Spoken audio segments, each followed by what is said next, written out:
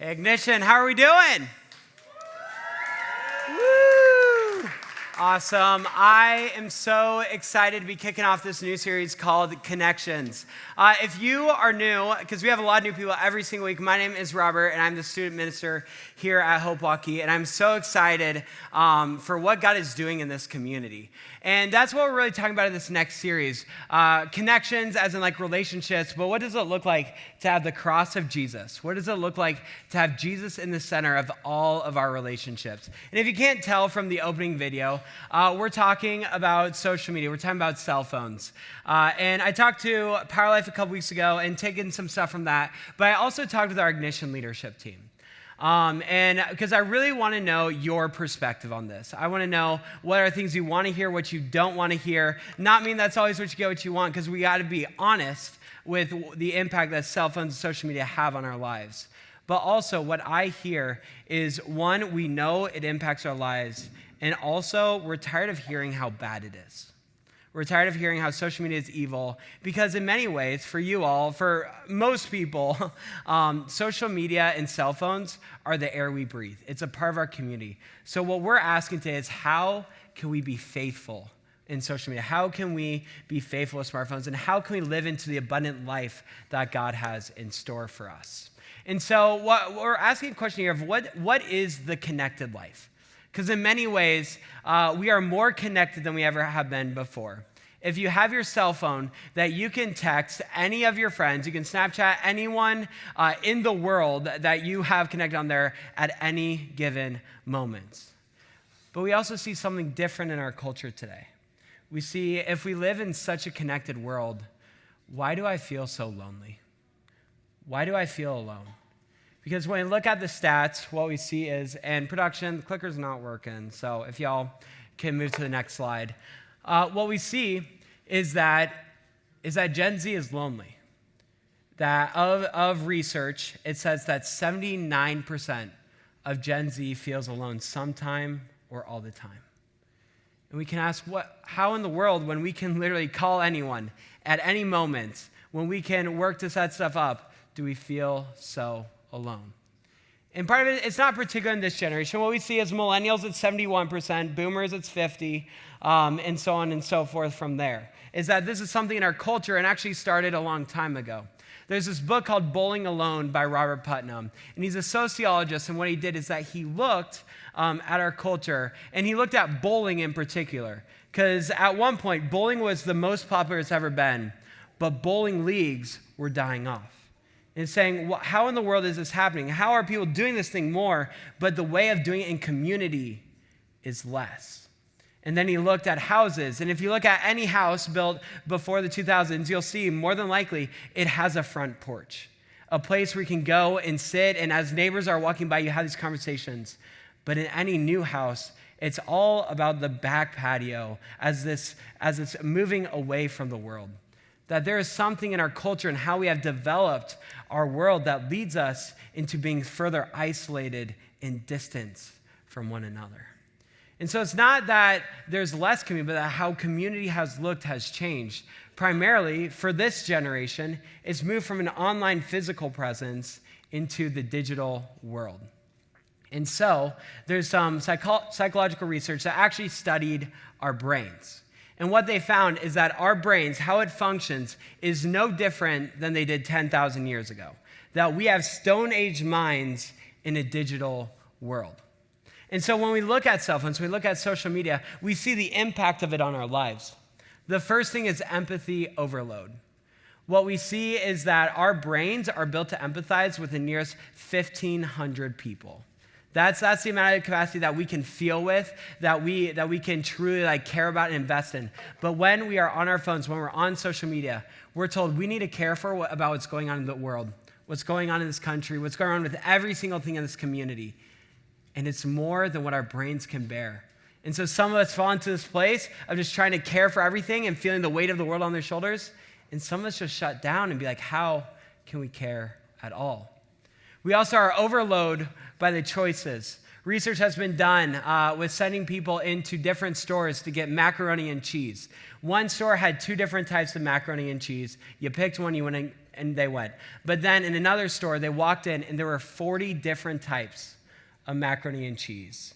And what they say is that the more choice we have, the actual more anxiety we face. Did you all know that through cell phones, through social media and those stuff, that the average person in the United States has 50,000 advertisements shared with them every single day? And it's a wonder why our brains are overloaded. And suddenly our relationships move from the physical to the virtual, but also social media teaches us to compare ourselves to one another. I remember when I was first looking to buy a house. And so, obviously, the internet found the way, and it made it to my social media. And I saw people my age buying $1 million houses and being like, oh, this is just the standard for what they could get. And being like, especially as someone who works for a number, I'm not exactly going to happen that way. But this feeling of am I left behind? And so with all of this, where we come from is that the data is clear. As much as you all don't want to hear, oh, cell phones are bad, social media is bad, we need to be honest with the impact they have on our lives. What we see right here is that this study focused on teenage girls, but it's same accurate with guys as well. What we see is it tracked depression rates from 1991 all the way over to 2017. We see is that it was actually going down around 2007, but then in 2008, a new invention came out called the iPhone. And what we see is that internet hours and social media use skyrocketed. Right in 2013 is where 87% of teenagers had cell phones, and it skyrockets from there. The data is clear. Social media and cell phones have an impact on our mental health, whether it's depression, whether it's anxiety. But what I'm not here to say is, okay, we need to throw our phones away, we need to get this, because once again, this is part of our communities. Whether we have a cell phone or social media or not, it impacts our lives. So our question is, how can we be faithful? So the first one I want us to land on is cell phones and social media are shaping and forming you more than you know. It's more than just simply, oh, there's negative things on my social media feed, so I'm sad, but if there's positive things, then I'm happy. But it's actually saying it's doing something to our brains. So how has God designed us to live into freedom? Because also what is on our social media feed matters. And of course, there was no social media back in the Bible, but the Bible does present wisdom that we have for life. And so we see in Psalm 1, the kickoff to the entire book of Psalms. And the psalmist starts off by saying, oh, the joys of those who do not follow the advice of the wicked, or stand around with sinners, or join in with mockers, but they delight in the law of the Lord, meditating on it day and night.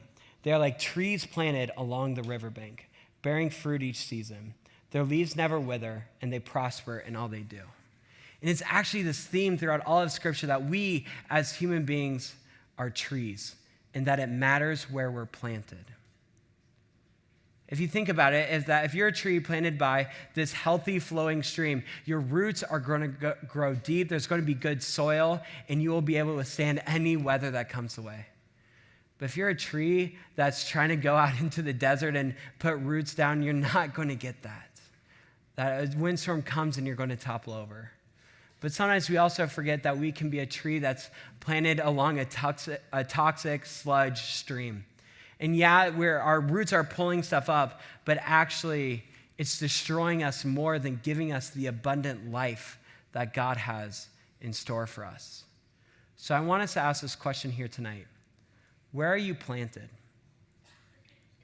In what communities have you placed yourself in? What does your social media feed say? This is the nutrients that you are getting.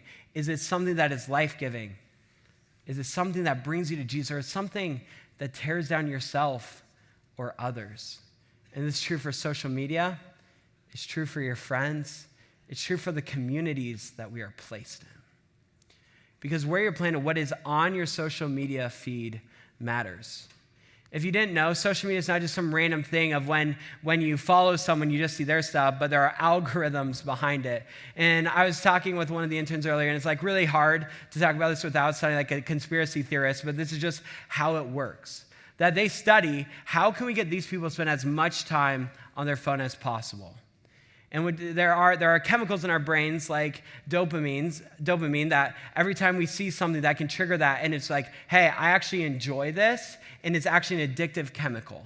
And so when it says we're literally addicted to our phones, it is true. Our brains are connected to this. But it's not just any content that does this. What psychology tells us is actually content that makes us sad, that makes us angry, that brings outrage, that brings envy. And how many of you all want to say, oh yeah, in a year from now, I want to be sadder than I am today. Oh, I want to be angrier than I am today. I want to be more envious than I am today. Hopefully not. But what we see is that when we surround our lives and our perspective in these things, that's exactly what they're trying to do, because we get more clicks. And even how it shapes our perception of the world. Because we can just be having an everyday, and then we see like, oh, all my friends are on vacation. All of them have brand new cars. Like for me, it's like a stage of life that I'm in, like with friends like from college, from high school, or recent. It's just like, it seems like everything I see on social media is, oh, a new promotion. Oh, a new house. No, all this. But you don't see the other side. And what I realize is that what happens is that we compare our everyday lives to someone's best day. And then we end up feeling left behind. We end up asking that question, is there something wrong with me that this isn't what my life looks like every single day? And I wonder what it would look like to switch our algorithms, to switch our social media feeds from something that goes towards anger, towards sadness, towards or envy and comparison. And it was something that actually lifted us up. It's not saying that you can only follow encouraging Jesus stuff on social media, but what does it look like to start following these places, to be reminded that when I don't trust God's timing, that it is perfect? Or even this one that says, choose to believe the best about people, because that's not the message we get on a lot of social media. What if our social media was actually a way to build a bridge, to build our faith, and to care for our communities and our neighborhood more than to tear each other down? The Apostle Paul actually has a lot to say about this in the book of Philippians. In Philippians 4:8, he says, finally, brothers and sisters, whatever is true, whatever is noble, whatever is right, whatever is pure, whatever is lovely, whatever is admirable, if anything is excellent or praiseworthy, think about such things. I wonder if the next time you went on social media or were hanging out with your friends or looking at the things that you are planted in, if we use this as a test, is it true? Is it noble? Is it right? Is it pure? Is it lovely? Is it admirable? Is it excellent or praiseworthy? Because these are the things that help us grow in our faith, help us run after Jesus, and everything else is just a distraction. Because when we actually change our habits and where we spend our time on and who we follow, what we realize is that when we change the algorithm, you change your life. It's been said a lot of times, and psychology proves it's true, that it's like if you want to look at your future, look at your 5 closest friends. Look at the 5 people who are forming your life, and that is the direction your life is most likely to go. And now social media is probably friends 1, 2, and 3. It impacts our view on the world. And so what does it look like to say, actually, I want to look more like Jesus, and so I need to make sure that my social media, I need to make sure that my friend group looks more like Jesus. And that's not meaning perfect. It's not meaning that, oh man, my friend posted one inappropriate thing, I unfollowed them. No. But it's saying, what does it look like that I am planted in the living water that is the goodness of God? A few years ago for seminary, in my very first class, I was given an assignment to take 24 hours in silence and solitude. That means there was no talking to anyone else, no being on the phone, no watching TV, just myself and God. And at first, you're like, oh, that's pretty easy. Like, I'll just take some naps, I'll do this, and that's pretty easy. And so what I did is I went up to Riverside, I got a cabin there, and I was like, I'm just going to chill here, go on some hikes and that stuff. And so I turned off my phone, and then I went on a hike. I brought it with me because I was like, in case I, fall, need to call someone. And I remember I was about 30 minutes into this hike. And then I started feeling different. I started feeling the sense of anxiety rising up within me. And I was like, wait, what if something happened in the world and I didn't know what was going on? What if I'm the last one to know about this thing? Or like, what if like my friends got into a fight and the group chat is blowing up and I'm missing out and late to it? And then I remember I got to this tree. I could find this tree this day, and this thought popped into my mind and said, Robert, what if your parents were in a car accident and they're trying to contact you? What is all going on? And then I just heard God's voice come over all things, and he said, Robert, what could you do? What could you do if you were in a car accident? You're not a doctor.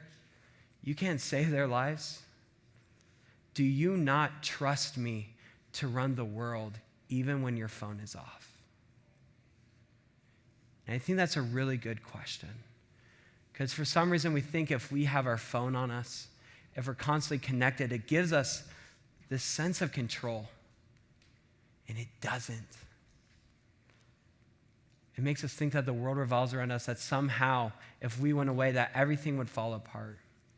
But actually it's the third commandment that is to remember the Sabbath day and to keep it holy. And God designed us in this way to remind us that the world doesn't revolve around us. The world doesn't sit on our shoulders. But actually there's freedom to be found when we take these chains off of control and we give it to God. And sometimes we just need a brain break. Sometimes our brains so desperately need to just get off the phone, to get into the real world, to have a real conversation with people. And I wonder what it would look like for part of that Sabbath day to say, I'm not going to be tethered to my phone. I'm not going to be held down, but I'm going to be fully present in this place. To have it as part of our spiritual formation, to say, God, I trust you enough for today that I'm going to focus my eyes on you and not on the things of this world. Because when we look at social media, it's not all bad. It really isn't. That God has designed it for a purpose, and that God is in the work of making good things. I wish I could share with you the stories of the lives that are changed. Just even in the last couple months to hear, we got connected to church because we saw this thing on social media and wanted to try it out. To see the stories of the good that people have done on social media. Because when people are looking at social media, they are looking for encouragement. They're looking for answers. They're looking for hope. And they're looking for connection. And we realize that social media can offer some version of these things, but actually it points to something greater. Because when we go on social media, a lot of it is to build up ourselves, say, look how cool my life is. Look how great everything is. Look at how awesome I am. And I wonder if social media is not a platform to build ourselves up, but something to build the mission of God. I wonder, what does it look like to look at social media as a mission field? As a place where we can say, no, I'm not pointing at myself. I'm pointing to God. I'm not going to use this to try and make everyone think that I'm cool, but to use this to encourage one another. When we look at social media, what would it look like if we said that our social media is the most encouraging, the most loving, the most caring place? That we show it that others are valued more than ourselves. In the Old Testament, the way of spreading news, kind of like the Old Testament equivalent of social media, was that there were people who would go around, and most villages were like down at the bottom mountains, and they'd go up on the mountains, and they'd yell the news of what was to come. And Isaiah says, how beautiful on the mountains are the feet of the messenger who brings good news. The good news of peace and salvation, the news that the God of Israel reigns. And I wonder what it would look like for the modern equivalent of that. How beautiful on Instagram are the thumbs of the person who posts about good news. The good news of peace, of love, of kindness, of caring, of encouragement, and of the salvation that is found in Jesus. The news that our God is not dead, but that Jesus has conquered death and sin itself. What does it look like for our love to be known, not just because we show up here on Wednesday nights, not just because we open our Bibles or go on Sunday mornings, but it's how we lived in every single facet of our lives. The next mission field is online. And does your social media represent the love of Jesus? If someone is lost, can it be the place where God finds them? Because I want you to know the good news. That there are a lot of voices in this world that tell you that you are less than. There are a lot of voices that say, unless you have done X, Y, and Z, how could you be loved? But God comes into that place and he says, you are loved, full stop. That you are my child, full stop. And suddenly the voices of the world, they begin to fade into the background. that all sin, all brokenness, all hurt and pain go away, and we are given the best news, that there's a God who loves us. And how many people in our lives, of that 79% who feel alone, can we tell them that there's a God who loves them? And then even more, we show up in those places and we be the hands and feet of that God. We show up into those places and say, God is here, that love is here, and in this often so lonely world that we can be together. Ignition, I want you to look around for a second. That there are people in this room who both are looking for the hope of Jesus, and they're the people in this room who can share that hope, and often we are one in the same. What does it look like today to be fully present, to show up for one another, to care for one another, and to see Christ at the center of everything?